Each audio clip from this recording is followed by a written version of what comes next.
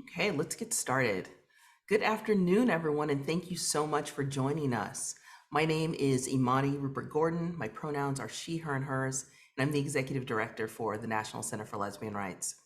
We're a legal organization, and we work to achieve the civil and human rights of all LGBTQ people and our families.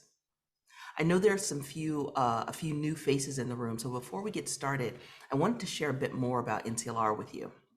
This is really an amazing time for us because next year in 2022, NCLR will celebrate 45 years of service. That's 45 years of serving the most underrepresented folks. It's 45 years of leading by example. Now, something we don't always mention is that NCLR is a fraction of the size of other national LGBTQ organizations that do the same work as us. But that doesn't mean that we aren't leading. Just like our family law program built the infrastructure that supports all families that were considered non-traditional, NCLR was the first in many other ways. We're the first national LGBTQ organization to have a specific LGBTQ immigration and asylum program.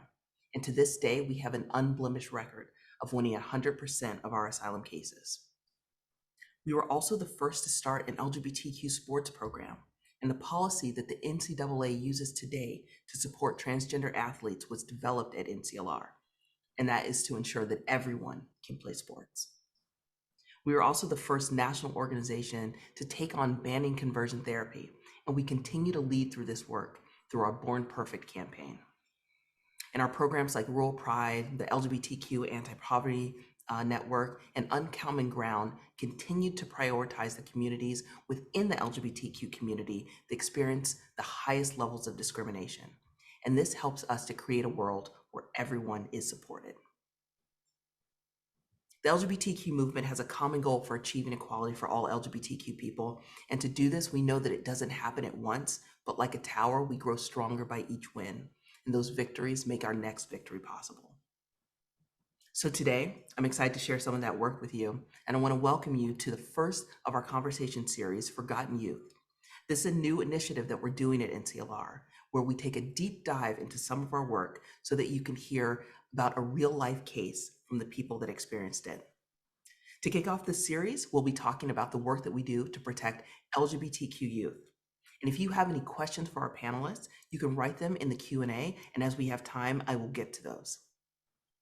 So as a quick introduction, we'll be joined by Matthew Shurka, our chief strategist for NCLR's Born Perfect campaign, Amy Whalen, a senior staff attorney at NCLR, Shannan Wilber, the youth policy director at NCLR, and finally, our guest for today, Sarah Blodgett, who will share her story about her nephew Chase and their work with NCLR. So we have this incredibly exciting panel today. And Shannon, we're going to start with you. Why don't you share with us a bit about how NCLR ended up in the youth space, how LGBTQ youth are disproportionately impacted by the troubled teen industry, and how NCLR leads there. Thanks, Imani. Welcome, everybody. My name is Shannan Wilber. I'm the Youth Policy Director at NCLR, and we actually do quite a bit of work on behalf of LGBTQ youth in several different areas. And today, what we're going to focus on is NCLR's work over 25 years now, working on what we call the troubled teen industry. And it's an industry that's not well known by everyone, and that's one of the problems.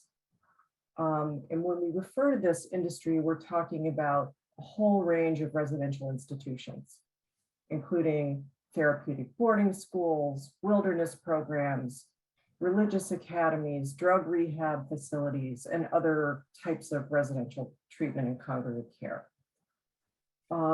Just to give a little context here, young people may be sent to these institutions by their parents, we refer to as private placements, or by public systems such as the foster care or probation system.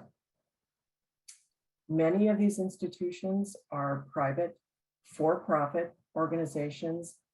And what is not well known is this is actually a multi-billion-dollar industry at this point. And they have very sophisticated and very deceptive marketing strategies that they employ that appeal primarily to parents who are worried about their children and to some extent as well to public systems with inadequate community-based resources or family placements in their own jurisdiction. This is not a well-known system because there is a lack of data and oversight, despite the fact that there have been multiple critical investigations over the last 25 years focused on a variety of these facilities. We don't have accurate numbers because of a lack of oversight, but we know, for example, that close to 50,000 foster youth a year are placed in congregate care, 50,000. And that doesn't include the private placements or the justice placements or young people that are placed in various other ways through the school systems and in other systems. Many young people are placed in institutions that are out of state, which again makes it more difficult to investigate or oversee the conditions or practices in these places. And the lack of government oversight means that these institutions operate really with no accountability, many of them. So just to give you a sense of what these investigations that I refer to have revealed over the years, really horrible conditions and practices. One that many people are not familiar with is that lots of young people who are privately placed in these facilities are transported by, I call them kidnappers, but many people call them escort services or transportation services. Usually they come in the middle of the night. Sometimes they put kids in handcuffs. They come to their home and they just, without any notice whatsoever, terrifying, take these young people off to, often, as I said, out-of-state facilities. Typical policies in these places are that young people have no contact. They're not allowed any contact with anyone outside the institution, including their own parents, which again is calculated because there's no way to talk with them. There's no way to find out what's happening. There's no oversight. There's no accountability. Often young people are prohibited from talking or interacting with other youth. Sometimes they're encouraged to have conflict or fights with other youth to create power in the staff. There is ubiquitous physical, sexual, emotional abuse in many of these places. You hear stories that have been well documented about very punitive disciplinary kinds of techniques, including physical restraints, seclusion, use of humiliation to control people's behavior, very typically overuse of psychotropic medication. And while these places are marketed as providing very high levels of services and treatment to young people, many of them have virtually no mental health services and terrible, very substandard educational services. Very poor environmental conditions in many of them, including poor nutrition, crowded conditions, lack of sanitation. And one very common problem is either untrained staff or both, or overworked staff, which exacerbates all the problems that I just talked about a moment ago. And why is NCLR focused on this? This has been a problem among LGBTQ youth for many, many years who are overrepresented in both the public placements and the private placements in these institutions. Some LGBTQ youth are placed by their parents precisely because of their gender nonconformity or their emerging LGBTQ identities.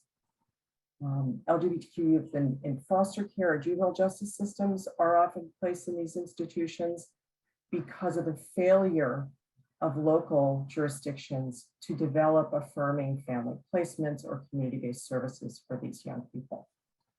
So their numbers in these institutions are much higher than their representation in the general public.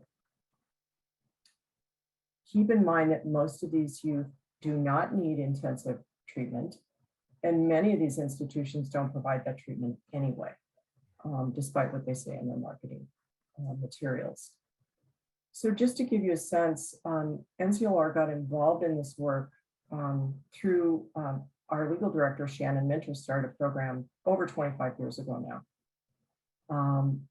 Having recognized, we got calls from people about these young people, people who were terrified about what was happening to them, unable to contact them.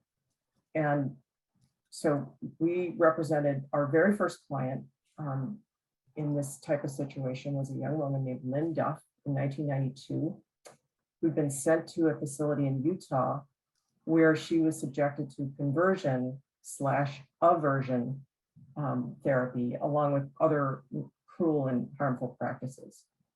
She eventually escaped, and NCLR helped her obtain a guardianship with a supportive couple. And since that time, we have represented literally dozens of youth in these situations.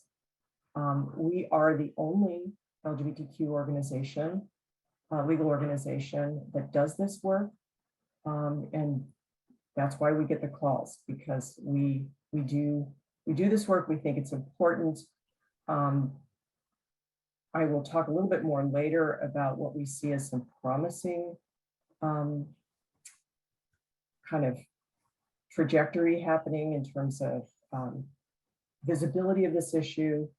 But for now, I'll turn it back to Imani.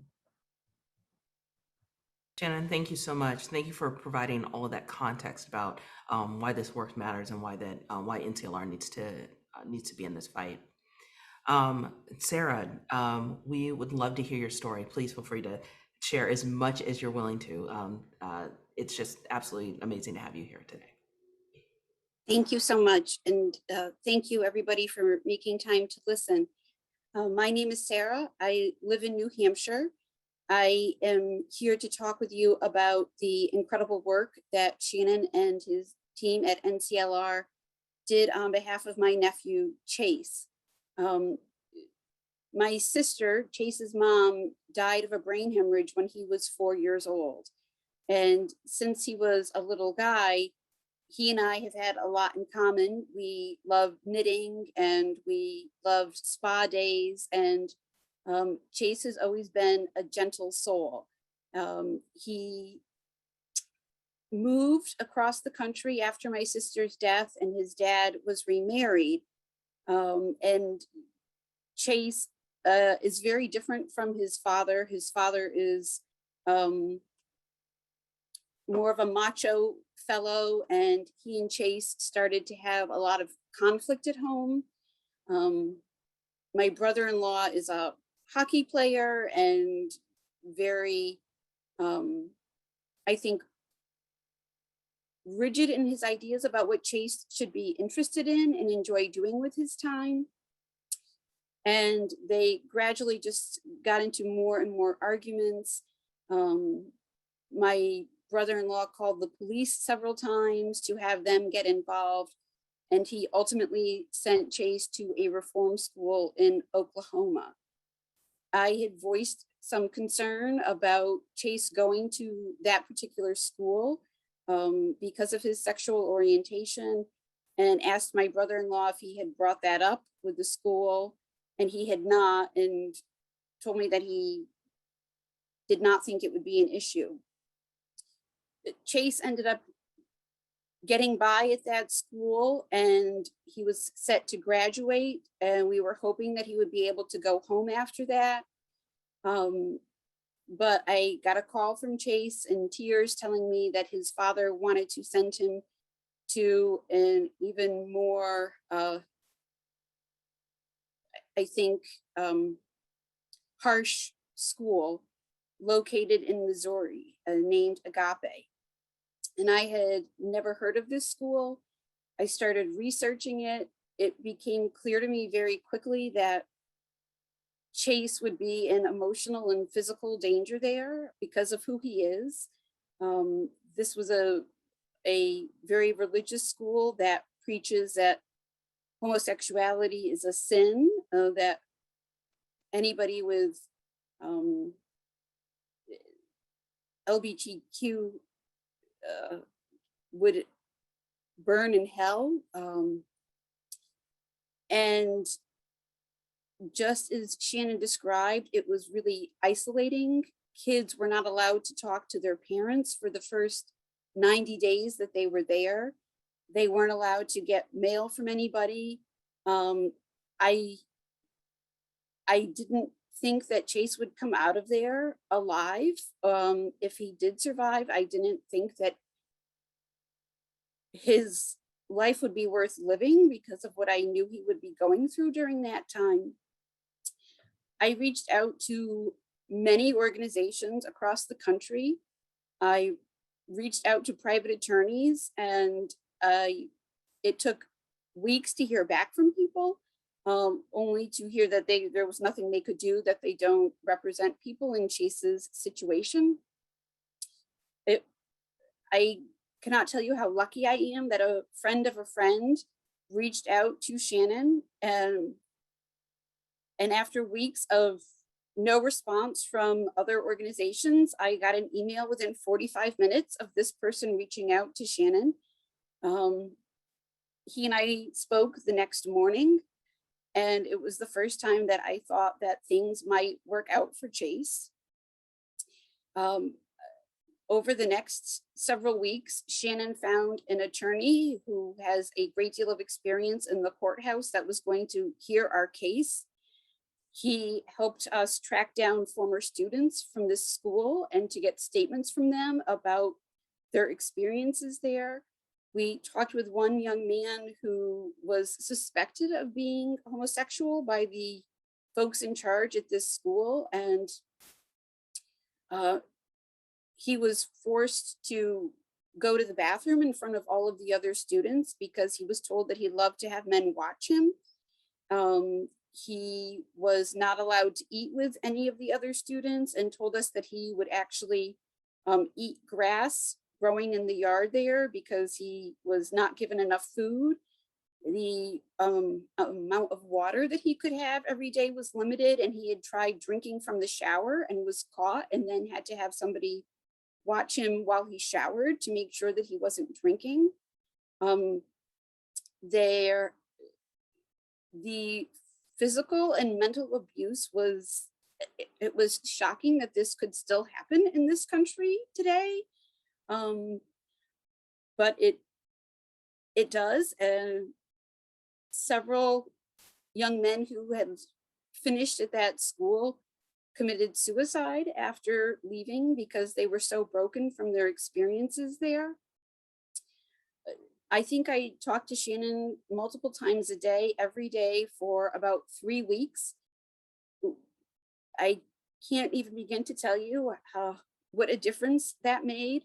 He always made me feel like we had a plan, even when it looked like we would not succeed in court. Shannon told me that we would go to Agape and picket every day until they let Chase out. And he is the reason that Chase is now living with us here in New Hampshire.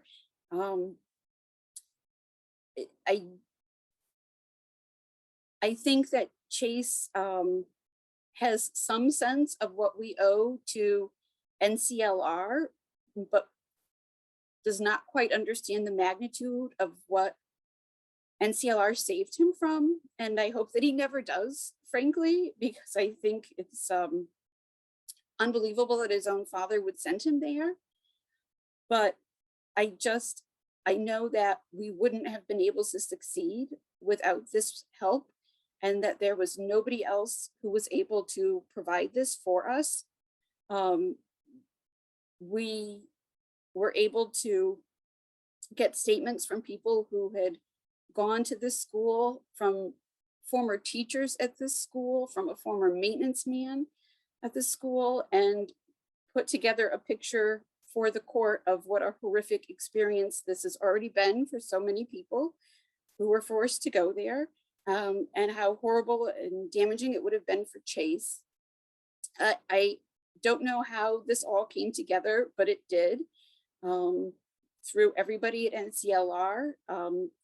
When we filed with the court.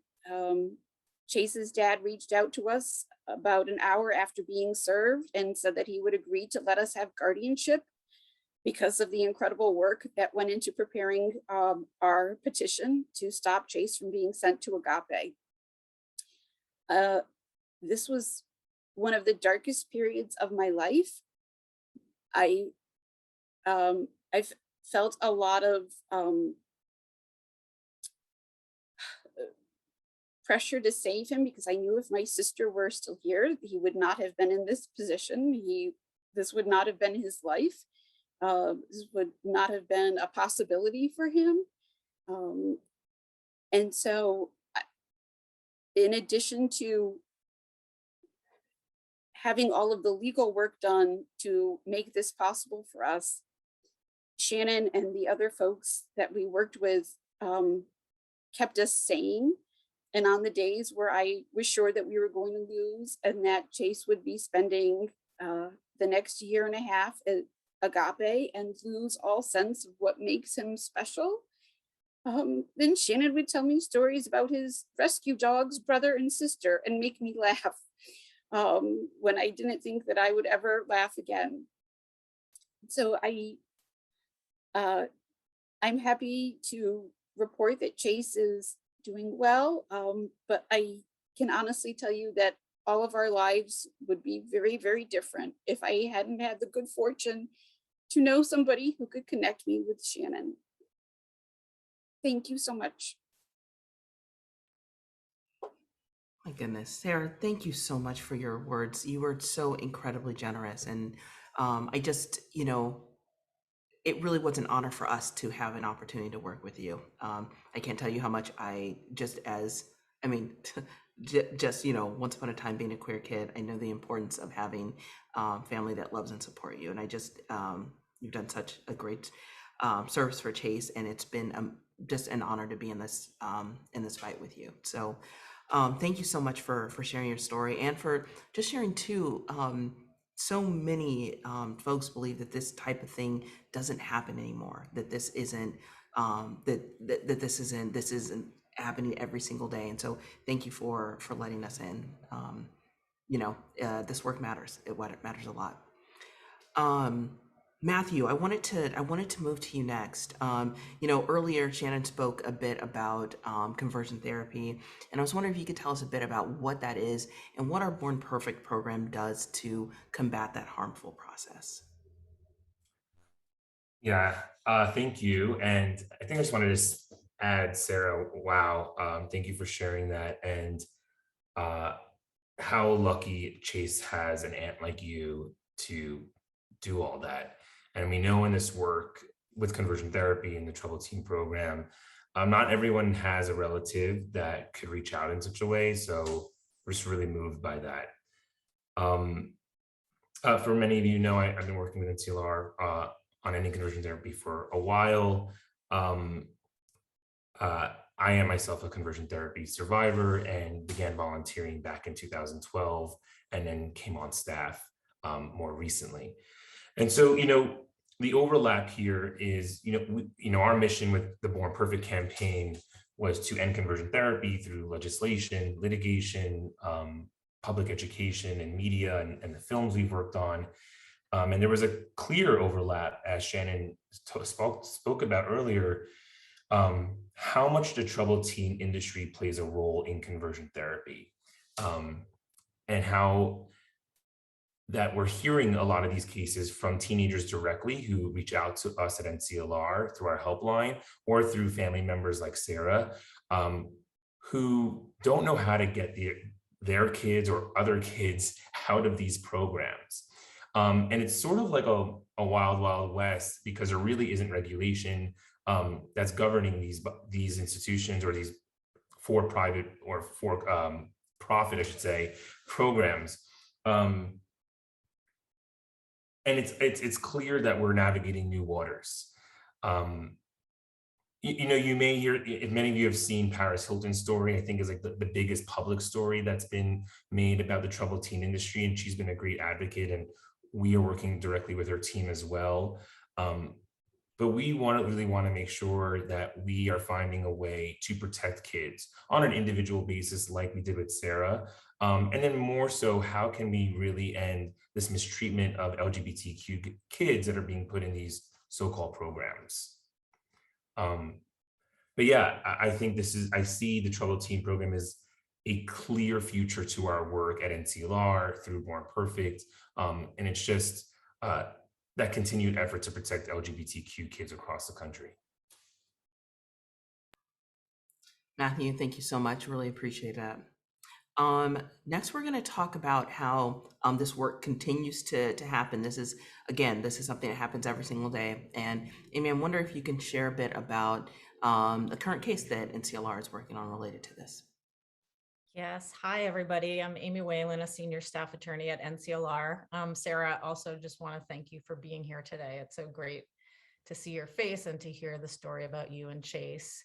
And I completely share your shock and horror that this still happens in this country. I actually come to this work not from the youth world like Shannan Wilber and Shannon Minter, who could not be with us today because he's actually working on this case that I'm about to talk about.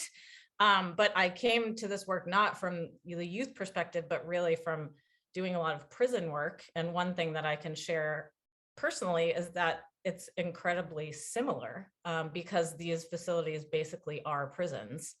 And so what happened here, it's a very similar story to what Sarah shared and some of the trends and themes that we see that Shannan Wilber talked about as well, and Matthew. But we basically got a call from a mom of a kid who I'll call Sam, that's not his real name, who was placed in one of these facilities in Utah by his father. The parents are divorced and they've been involved in custody battles for years. And Sam is afraid of his dad. Their relationship has deteriorated, and he no longer wants to live with him. So after a series of issues that happened between Sam and his father, the father sent him to this residential treatment center. I use those terms loosely, but that's what they call themselves in Utah, which is very far away from the family, far away from Sam's school, far away from his friends and his sister, and also his boyfriend. He's a gay kid. So since being at that facility, he's been bullied and harassed. He's been called a fag by the other kids there. He's been told by adults in the facility that he's a sinner and that he has the devil inside of him. And so very predictably, he wants to leave and is desperate about trying to get out. So we immediately created a legal strategy that was centered around educating the court about these issues, because as Shannan Wilber said at the beginning, surprisingly, a lot of people don't really understand that this is happening even today. So Shannon Minter, our legal director, immediately got in touch with former students at this facility, with expert psychologists who could talk about these facilities and the way that they work and the way that they harm and damage children, and even other experts who have published books and exposés about this industry. So within a matter of days, we found and interviewed these people, and we compiled 14 sworn affidavits that we then filed with the court. 2 were from experts. 1 was from a former staff member who worked in this facility. 1 was from the dad of of Sam's boyfriend, and 10 of them were from former students who had attended this facility. And, you know, as we were working through these and helping to compile the stories of these kids, these really disturbing trends emerged. And it was sort of shocking how everybody basically told the same story.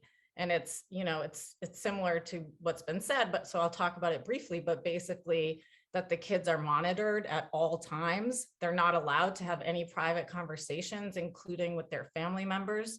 They're not even allowed to talk to family until they earn the right to do that through supposed good behavior. Some of the kids talked about how they even would trash their rooms and steal even their journals. So they couldn't even express what was happening to them in their private thoughts. They would never tell the kids how long that they were going to be in the facility or what they had to do in order to be released. They would constantly move their quote unquote graduation dates in order to sort of traumatize them about that.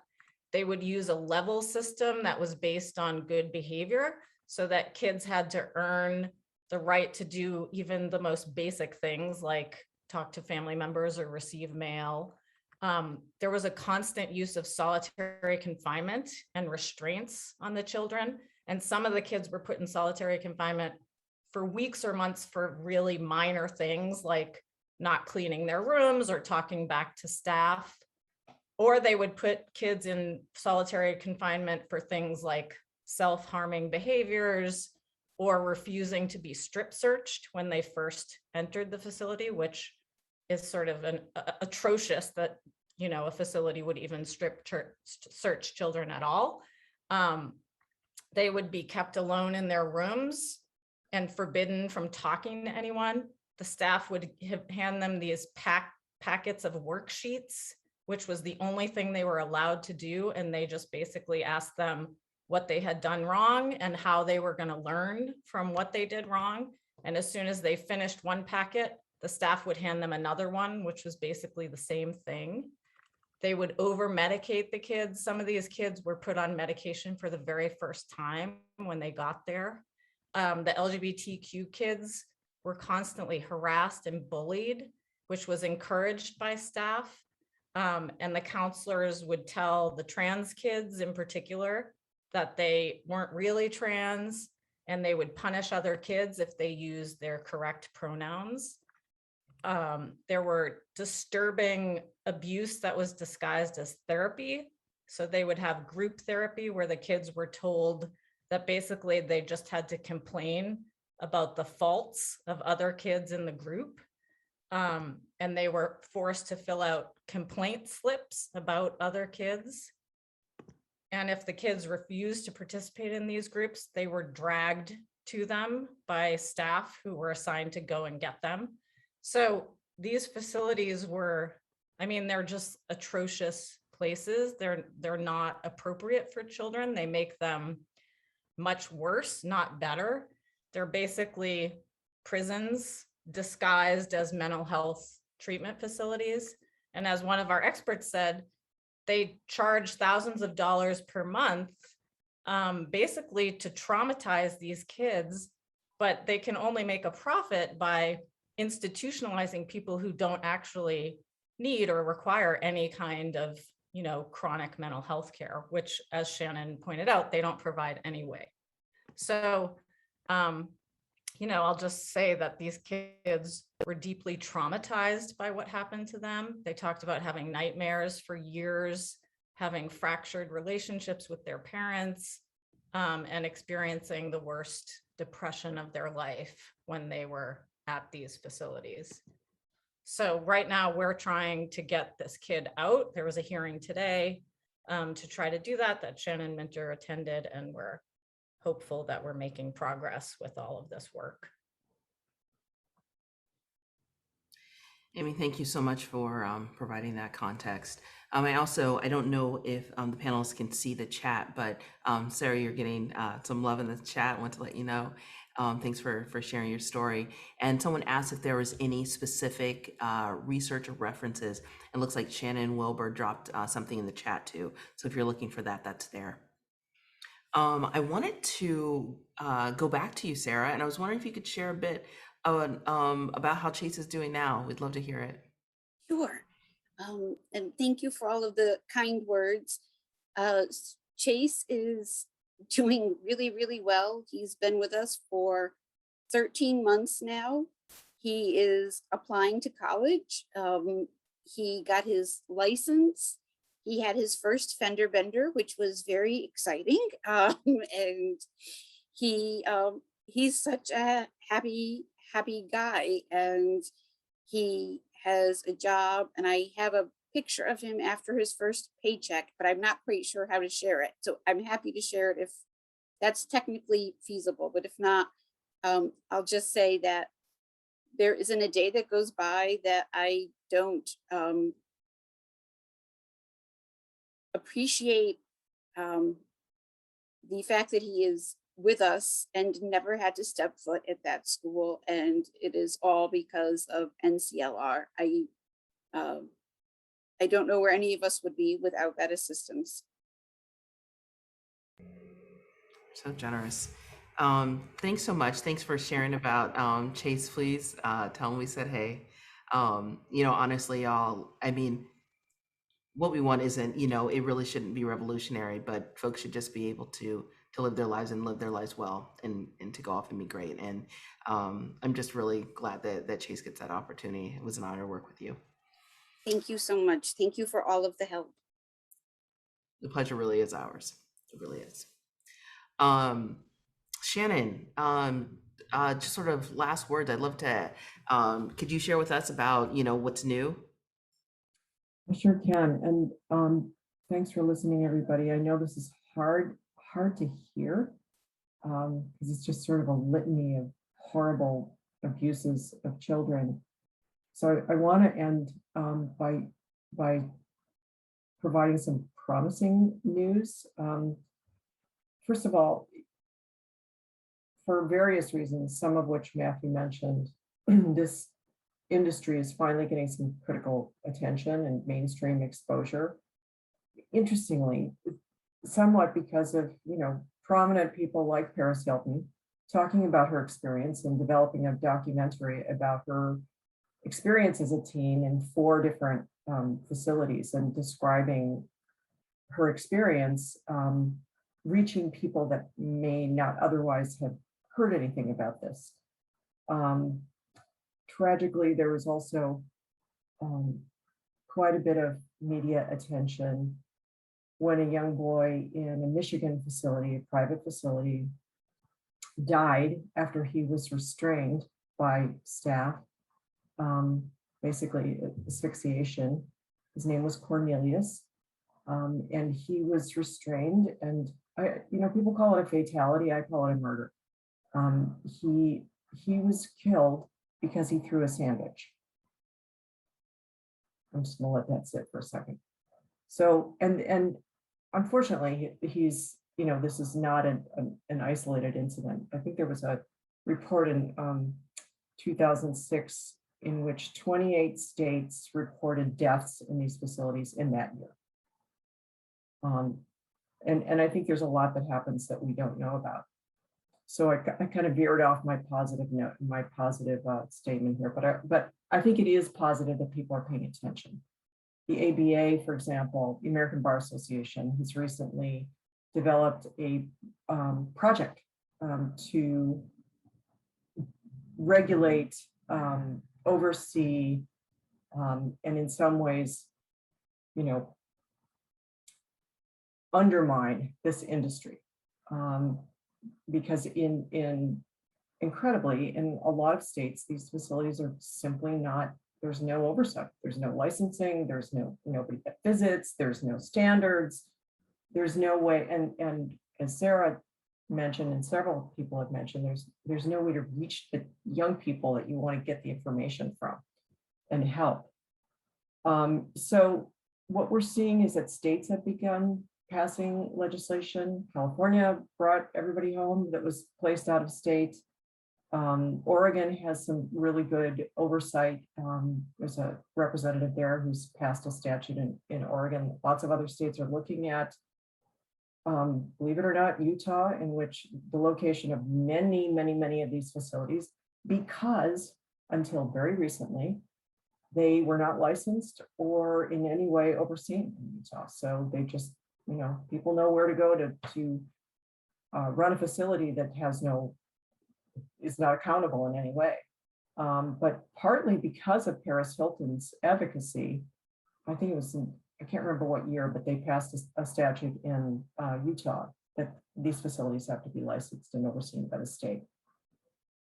So, and the other really powerful development has been the organizing of survivors, of people who have been subjected to the experiences in these facilities. And there's a group called Breaking Code Silence that is doing some incredible stuff in conjunction with Paris Hilton, with the American Bar Association, and NCLR is a partner in that work. And so we're supporting some legislation that's being developed by Representative Ro Khanna to create some oversight and requirements for these facilities nationwide, which is of course what we need, because this piecemeal, regulation here, regulation there, people just go, they develop these facilities in the states where there is the least regulation.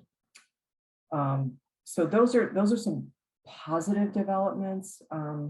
We are, as an organization, very involved in them and very invested in this work. And I want to give credit to Shannon Mentor, and I'm sorry that he couldn't be here today because he's really the architect of this work. He started it a long time ago. He's absolutely devoted and dedicated, as Sarah says, he gets back to you in 45 minutes. And this is a person who's incredibly busy, but it's a priority to him. He feels passionately about it, and we do as an organization as well. So we're not going to stop. We're in it for the long haul. Appreciate you all showing up today. Thank you. Thank you so much. For as much as we do, we know that there's still so much more to be done. We have just a couple of minutes left, and there's some questions in the chat, and so I'm just gonna read these, and if anyone from the panel has an answer, please hop in. So the first one is someone's asking about who pays the bill when kids that are in a public placement are sent to a private for-place, a private for-profit place or residential facility. Well, I guess the short answer is you do, because these are public agencies, taxpayers support them, and these are public dollars that go to these facilities. And they are paying a premium. They're paying certainly much more, way more than they would be paying to, for example, a family member who assumed custody of a child, or a foster parent or an adoptive parent. It's extremely expensive. I don't have those numbers on my fingertips, but these are public dollars. When they come from the justice system, when they come through the school system, when they come from the foster care system, it's all public money.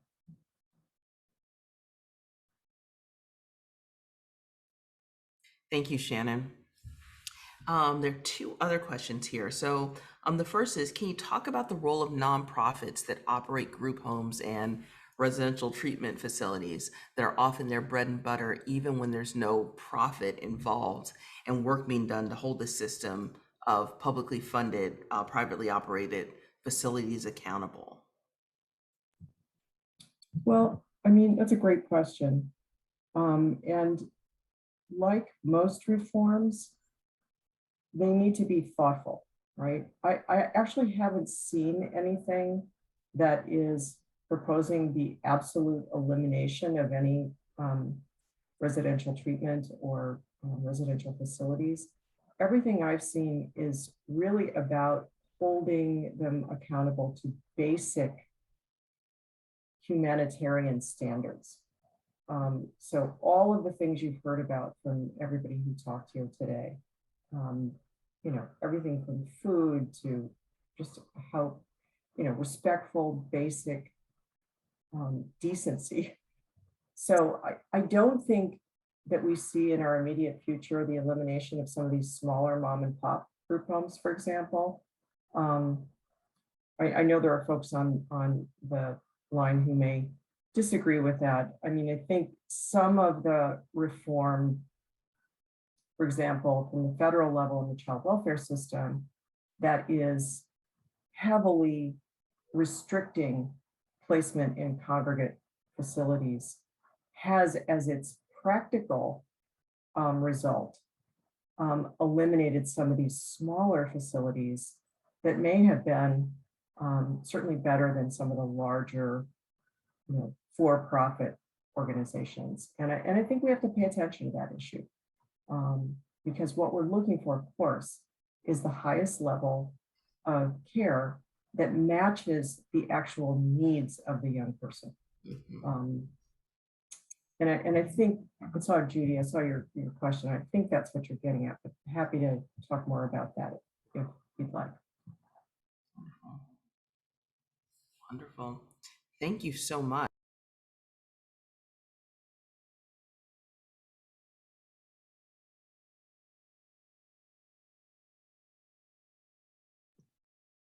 Imani, you're muted. It still happens. Thank you so much, everyone, for coming. And thank you to our amazing panelists for sharing just your brilliance with us today. And Sarah, I want to give you a special thanks. I want to thank you for your courage, for your strength. I want to thank you for loving your nephew so much.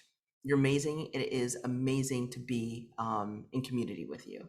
You're making the world better, and you're greatly appreciated. Thank you so much. Pleasure, ours. And finally, I want to say, if you learned something today, you can find out more about NCLR at our website, nclrights.org. I also want to say, if you're so inclined, you can also make a gift to NCLR as a kickoff to our Justice Access and Equity campaign. Your investment is being matched dollar for dollar right now by the Fairland T. Powell Fund, and this is allowing us to do more with your dollars. So I just wanted to mention that. Thank you so much, everyone, for joining us today. One of my favorite quotes is by Maya Angelou. She said, "I did then what I knew best.